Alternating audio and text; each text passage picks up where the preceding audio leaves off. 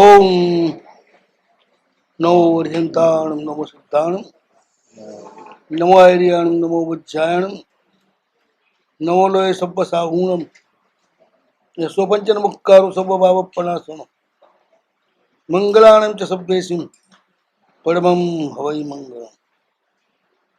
ઓમ નમો અર્હતે ભગવતે આદિકરાય તીર્થંકરાય સુબુદ્ધાય પુરુષોત્તમાય પુરુષસિંહાય પુરુષવર પુંડરીકાય પુરુષવર ગંધાસ્તિને લોકોત્તમાય લોકનાથાય લોકહિતાય લોકપ્રદીપાય લોકપ્રદ્યોતકારિણે અભયદાય દૃષ્ટિદાય મુક્તિદાય માર્ગદાય બોધિદાય જીવદાય શરણદાય ધર્મદાય ધર્મદેશકાય ધર્મનાયકાય ધર્મસારથે ધર્મ ચક્રવર્તીને વ્યાવૃત્ત સદમને અપ્રતિહત સમ્યક જ્ઞાન દર્શન સદમન નમસ્કાર હો તે અર્હંત ભગવંતને.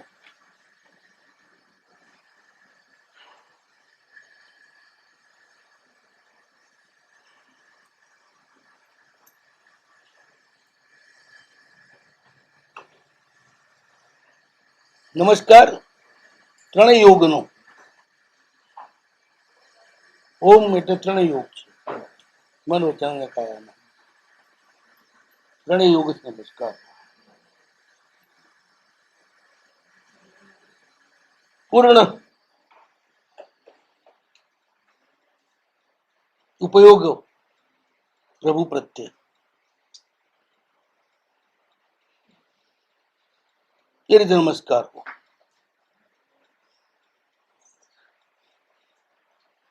ઉપયોગ વિના પ્રભુ સાથે આપણું જોડાણ થાય નહીં.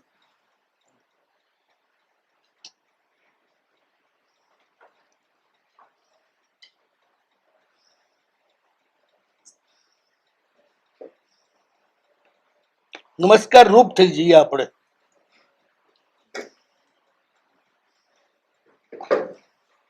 એટલે પ્રભુને આપણું જોડાણ થાય એ માટેની યોગ્યતા ઊભી થાય. પ્રભુ એ ધર્મની આદિ કરનારા છે. આપણામાં ધર્મનો પ્રારંભ પ્રભુથી જ થાય.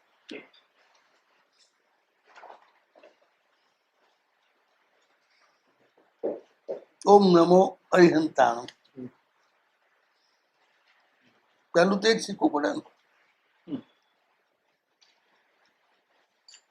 એ પ્રારંભ પ્રભુથી જ થાય ને, આદિ કરાય. બીજું બધું પછી પેલા એના નામનું સ્મરણ. એ જ ધર્મનો પ્રારંભ છે, આદિ. ધર્મ પ્રતિ મૂળભૂતા વંદના. ધર્મ પ્રતિ મૂળભૂતા વંદના. નમસ્કાર એ જ ધર્મનું મૂળ છે.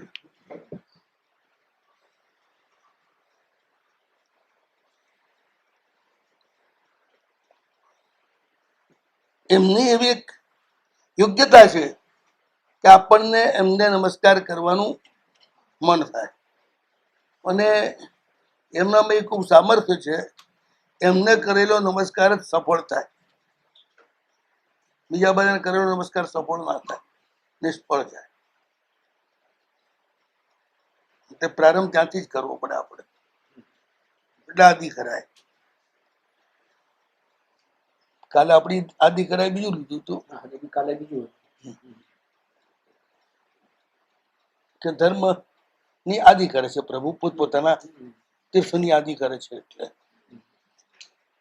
આજે આપણે એ લઈએ, આદિ કરાય. ધર્મનો પ્રારંભ એ જ કરાવે.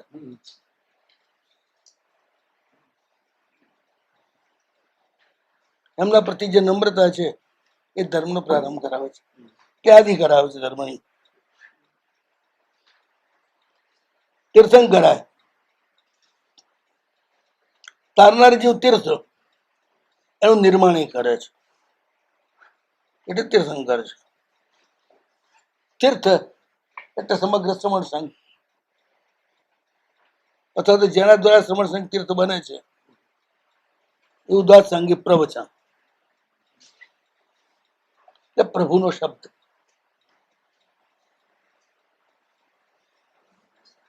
પ્રભુનો શબ્દ જ તારે છે આપણને.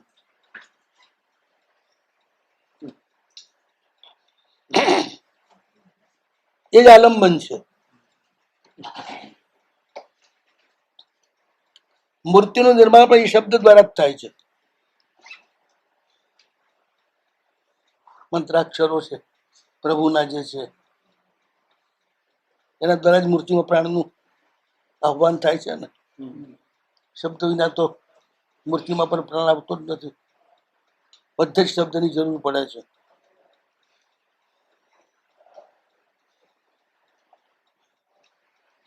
એટલે બધી જ ક્રિયાનું મૂળ એવો નાદ દ્વાદસાંગી રૂપ ધ્વનિ 12 અંગ છે. 12 અંગ એટલે દ્વાદસાંગી ના એટલો ને, 12 અંગ એટલે બારાખડી ના એટલો ને. બારાખડી માં 12 જ છે ને. આ ઈ ઉ એ ઐ ઓ ઔ અમ સ્વર એ 12 જ છે ને.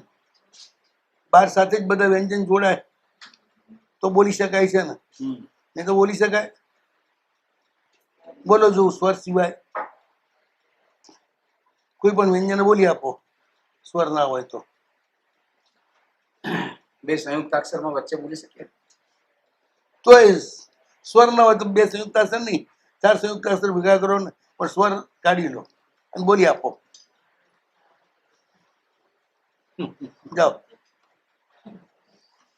વાંગમય બોલ્યા તો ગ જયારે બોલ્યા અરે વાય બોલ્યા ને ગય બોલ્યા ને મય બોલ્યા. વાંગમય બોલ્યા શું બોલ્યા પણ પેલા તમારે સ્વર બોલવો પડે. નથી બોલ્યા પણ સ્વર તો બોલવો પડે. સ્વર દ્વારા જ ગ બોલી શક્યા ને. વામાં વા ન બોલો, આ ન બોલો તો ગ બોલાય જ નહીં તમારાથી. વાત એકની એક જ છે. ચાહે સ્વર આગળ લગાડો ચાહે પાછળ લગાડો પણ સ્વર સિવાય તમે બોલી ના શકો.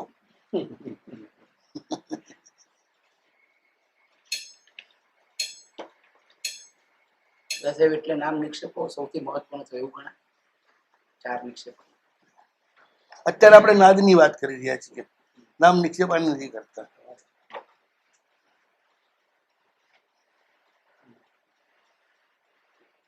પ્રભુનો એ નાદ, પ્રભુનો એ ધ્વનિ, પ્રભુનો એ શબ્દ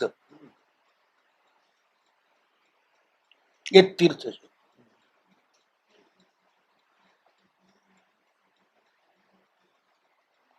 પ્રભુ તદરૂપ છે.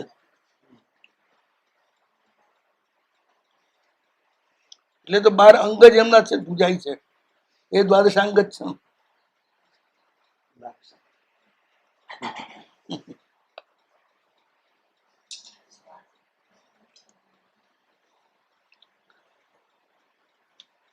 એ દ્વાદશાંગીમાંથી જ આ દ્વાદશાંગમાંથી એ દ્વાદશાંગી પેદા થાય છે. બીજેથી નથી પેદા થતી. એ તીર્થ એને કરવા વાળા. દ્વાદશાંગી નિરાધાર રહે નહીં.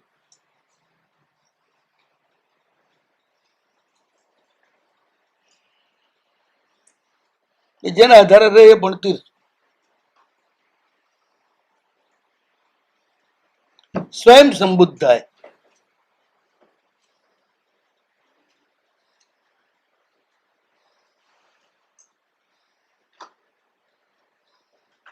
સ્વયં અને સંબુદ્ધ.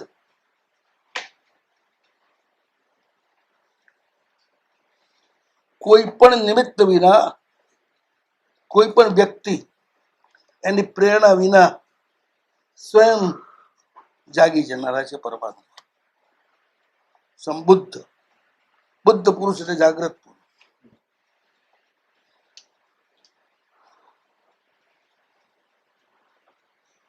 જે પર્યાયોમાં ડૂબતા જ નથી, માત્ર દ્રવ્યને જ જુએ છે, એ જ જાગ્રત છે.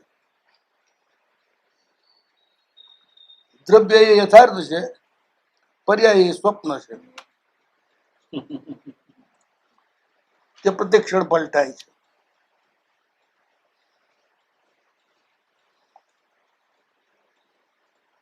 સ્વયં પોતે શુદ્ધ સિદ્ધ આત્મદ્રવ્યમાં લીન છે.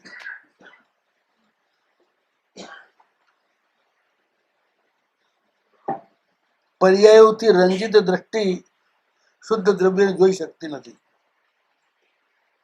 પર્યાયથી રંગાયેલી નજર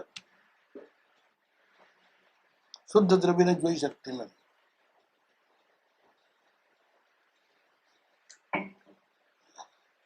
આમ તો ગુરુ જ જગાડે શિષ્યને. તસ્માત જાગૃતિ જાગૃતિ, તું જાગ જાગ.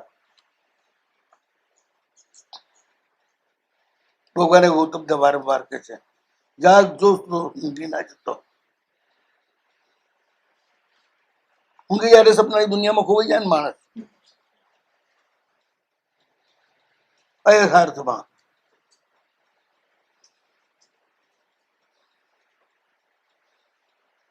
પ્રભુ યથાર્થને જ જોવા વાળા છે.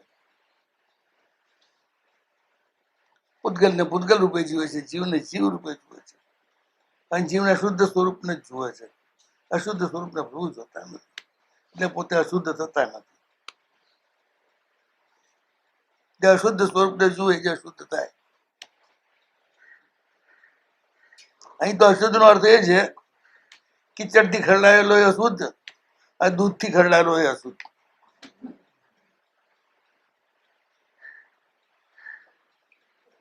દૂધથી ખરડાય તો ધોવું પડે, કિચડથી ખરડાય તો ધોવું પડે. એટલે પુણ્યથી લેપાયેલો એ અશુદ્ધ, અને પાપથી લેપાયેલો એ અશુદ્ધ.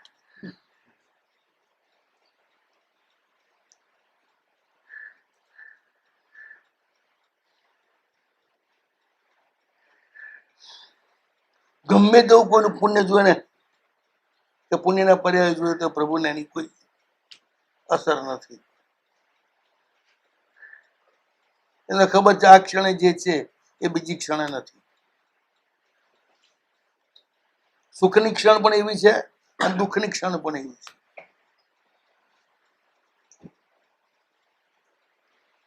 અને નથી તો પ્રભુ દુસ્વપ્ન જોતા, નથી પ્રભુ સ્વપ્ન જોતા. એ સ્વયં સંબુદ્ધ છે. અને એક વખત જાગી જાય છે ને, પછી એમને જાગવાની જરૂર પડતી જ નથી.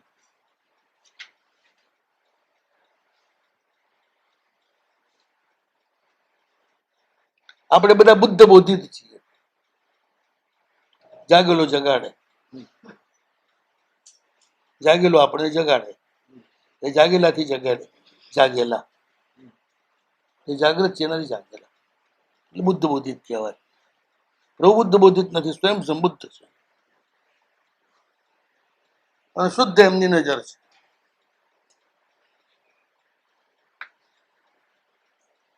કોઈ પણ જાતની સંમોહનની ક્રિયા પ્રભુ ચાલતી નથી.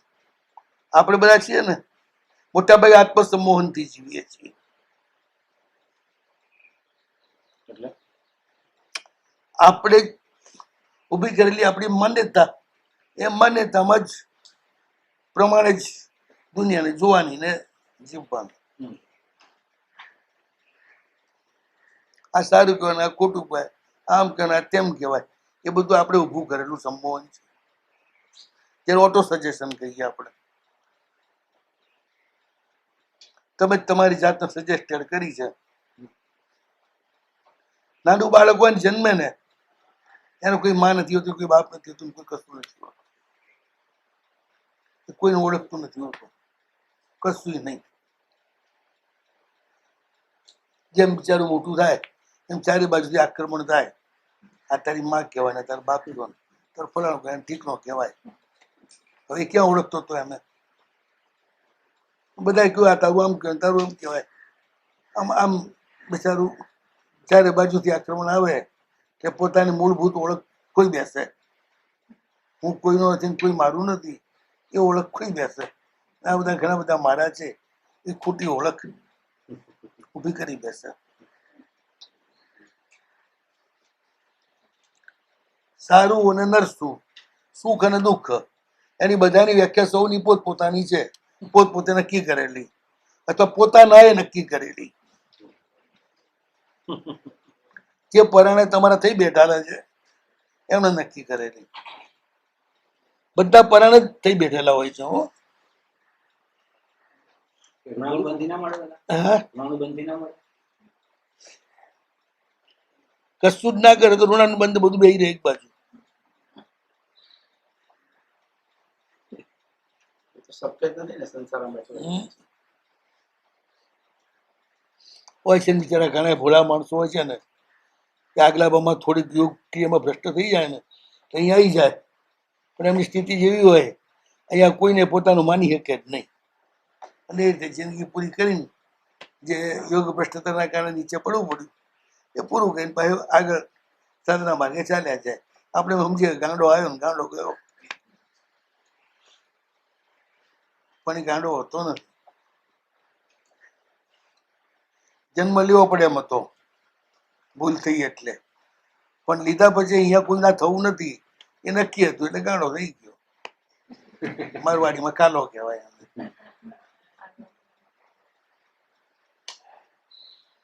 એ નિરાળો જીવતો હોય, કોની હાથે એને કઈ લેવા દેવા ના હોય.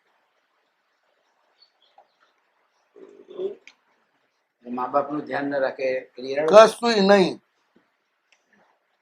તમે કોણ ધ્યાન રાખવા વાળા છો? વળી ધ્યાન ન રાખે રાખીને શું કરવાના હતા તમે? કે બાપાનો 6 ડિગ્રી તાવ ચડ્યું હોય અને તમે ખાલી હાથ પકડીને બેહો એટલે 2 ડિગ્રી તમારે આવી જાય? ડોક્ટર તો 2 બોલાવે, ડિગ્રી ઓછી થાય? ડોક્ટર બોલાવે ભાઈ. અરે બધું બોલાવો, એ બોલાવીને પેલા વધારે વધારે હેરાન કરો, બીજું કરવાનું શું? ગભરાતો એ ભરાઈ મારવાનો, ડોક્ટર આટલું કઈ ઘમ લાગે છે એટલે બાપડું પત્યું, ના મળતું હોય તોય મરે. ઉપકારી ઉપકારી ભાવ જ નહીં રહેતું છે. આવું કશું ઉપકારી ઉપકારી ભાવ જ નહીં. તો આ આગળ વધ્યા પછી બધું છે જ નહીં. તમારે કોના ઉપકાર કરવા વાળા, કોણ ઉપકાર લેવા વાળા? કશું છે નહીં. હવમાંથી ઊંચા નથી આવતા અને ખાલી ઉપકારની વાતો કરે છે. તો પ્રભુ હવને પોતાનો સ્વાર્થ છે. પ્રભુ કેવી રીતે ઉપકારી ઉપકારી ક્યાં કેવી રીતે ઘટાડશો? તમે ત્યાં પ્રભુની ના માંડો, આપણી માંડો. પ્રભુની આવશે ત્યારે આપણે વાત કરશું.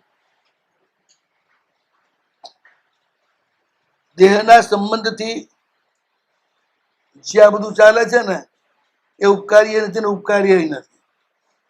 દેહ સાથે કોઈ લેવા દેવા ન હોય, માત્ર આત્મ સંબંધથી જયારે આપણે આપણું કોઈને આપીએ છીએ ને ત્યારે ઉપકાર ને ઉપકારનો સંબંધ થાય.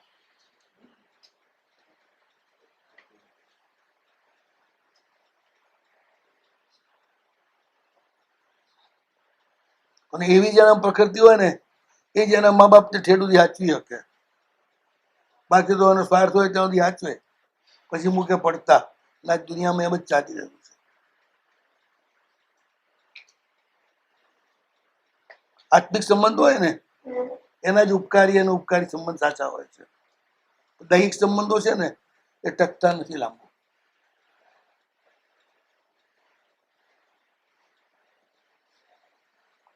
પ્રભુ પૂર્ણ જાગૃત છે એટલે ક્યાંય લેપાતા નથી, ક્યાંય કશું કરતા નથી. પોતાના વિવેકથી જે કરવું એ કરે છે.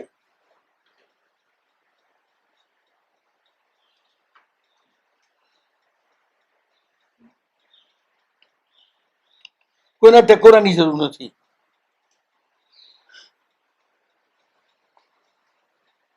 પ્રભુ તૈયાર જ હોય છે સંસાર છોડવા. નવ રોકાંતિક તો ઠીક છે, આવી અલાર્મ બગાડી જાય. હું તો અલાર્મ મૂકનારા આપણે જ ન હોઈએ, અલાર્મ વાગે ને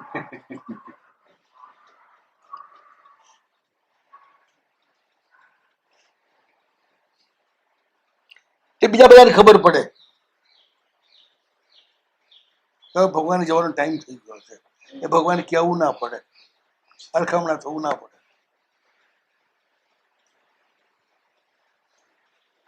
સ્ટેશન ઉપર ગાડી આવે ઉપાડવાની હોય એટલે પેલું વાગે ને ઘંટો, આગળ કેવું ના પડે કે બાપુ મન જવા દો,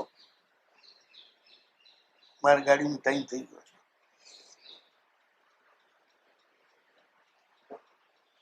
પેલા આપો સમજી જાય કે બા વાગ્યો છે હવે રોકાય નહીં, હવે એને જવા જ દેવો પડે. એટલે એ કે એમને જગાડવા આવે એવું છે નથી, આ બાજુ અને આજુબાજુના ઊંઘતા ને એને જગાડવા આવે છે એના બાને કે ભાઈ હવે એમને જવાનો ટાઈમ થઈ ગયો છે, હવે છાના માના તમે આગા ખસી જાઓ.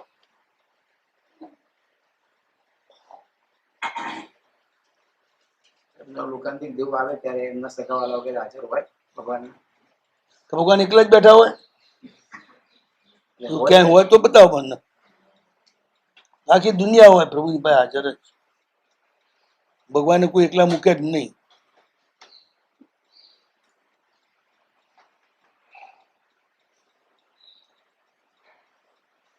ભગવાન ઊંઘતા નથી, હકીકત છે. પેલા આવે છે જગાડવા, એનો મતલબ એ છે બીજા બધા જાગે એ માટે આવે છે. એટલે પોતપોતાનું કર્તવ્ય કરવા લાયક કરે બધું.